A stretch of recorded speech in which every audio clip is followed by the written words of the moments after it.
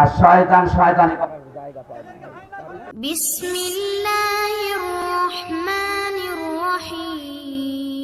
পরিবেশনায় ও পরিচালনায় দিক দিগন্তর। আর শয়তান শয়তানি জায়গা পায় না।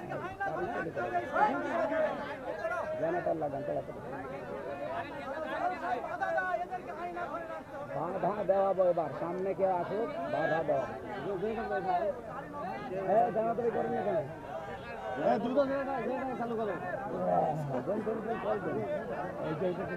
ভাই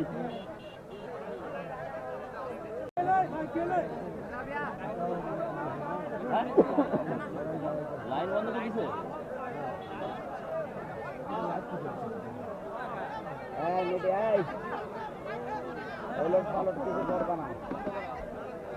বলে দাও, সবাইকে বলে দাও, উল্টো পাল্টা কিছু করা যাবে না। এই উল্টো পাল্টা কিছু করা যাবে না, সবাইকে বলে দিন, সবাইকে বলে দিন।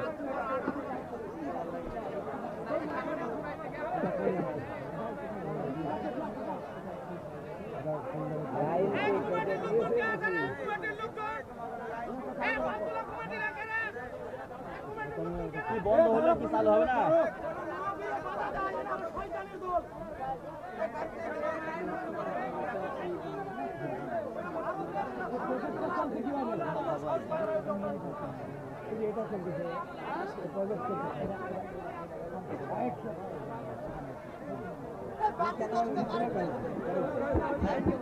সুবহানাল্লাহ, আলহামদুলিল্লাহ, লা ইলাহা ইল্লাল্লাহ।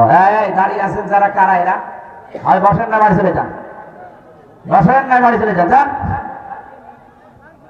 কাউকে কোনো ছাড় নেই ভাই।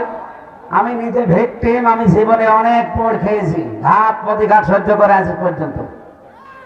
আপনার রক্ত চক্ষু দেখার জন্য এদের স্বাধীন হয়নি। ঝামেলা করবেন ওই জায়গায় মাটির নিচে দিয়ে দেবো, এরপর বলবো মিনহা খালাকনাকুম। দরকার দোয়া পড়ানো দরকার নেই, একবারে দিয়ে দেবে। হ্যাঁ, মরার আগে তো দোয়া পড়ে নিচ্ছি। নবীজির কাছে 40 দিন পর্যন্ত ওহী বন্ধ ছিল। 40টা দিন তিনি চিন্তায় আছেন। ওদিকে আবু সেহেল সহ যারা দায়িত্বে ছিল ওই দেশের, ওরা ছড়িয়ে দিয়েছে। এমনকি নবীজির নিজের আপন চাচি বিশ্বনবী মুহাম্মদ রাসূলুল্লাহ সাল্লাল্লাহু আলাইহি সাল্লামের চাচি উম্মে জামিলা, তার স্বামী আবু লাহাবের সাথে একত্রিত হয়ে মানুষের কাছে ছড়িয়েছে যে মুহাম্মাদের শয়তানটা তাকে ত্যাগ করেছে। বলেন নাউযুবিল্লাহ। বাইরের লোকগুলো থেকে কিছু শুনলে সহ্য করা যায়, নিজের আপনজন যারা, নিজের লোক যারা, এরা কিছু বললে ওটা কিন্তু সহ্যের বাইরে চলে যায়। এই প্রশাসনের ভাই যারা আছেন, পুলিশ ভাইরা, ওই পাগলটাকে ধরে এক জায়গায় বসিয়ে রাখেন। বিশৃঙ্খলা তৈরি যদি হয়, আপনারা কি করছেন কি এখানে? আপনারা মানুষগুলো বসিয়ে দেন, হাতে লাঠি নিয়ে কি করছেন? পিটানো যাচ্ছে না? আমাদের ধরলে তো ভালো পিটাতে পারতেন। ওখানে ধরে বসিয়ে দেন, যে বসবে না বলেন বাড়ি চলে যান। মাহফিলটা পরিবেশ নষ্ট যেন কেউ না করে। হয় যারা আছে হয় বসবে, নাই বাড়ি চলে যাবে। এখানে কারো রূপ দেখার জন্য আপনাকে নিয়ে আসে নাই। 40 দিন আপনারা যারা শুনছেন এদিকে অ্যাক্টিভ হয়ে শুনবেন। আমরা নির্ধারিত সময় নামাজ পড়বো, দরকার আর 10 মিনিট পরে, অসুবিধা নেই। পার হয়ে গেল, নবীজিও মন খারাপ যে আমার কাছে আর ওহী আসে না। রব্বুল আলামিন 40 দিন পরে ফেরেশতা জিবরাইলকে দিয়ে আয়াতগুলো নাযিল করলেন। আমরা যে 15.5 বছর পর্যন্ত অনেকেই আমার মনে হয় মন খারাপ অবস্থায় ছিলাম, কারণ আমাদের সামনে সূর্য উঠবে সেরকম পরিবেশ ছিল না।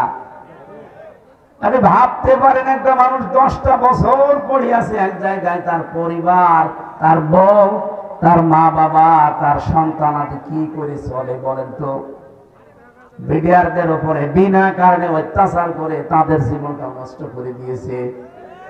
এক একজনের 16 বছর 17 বছর জেলখানায় পড়ে আছে।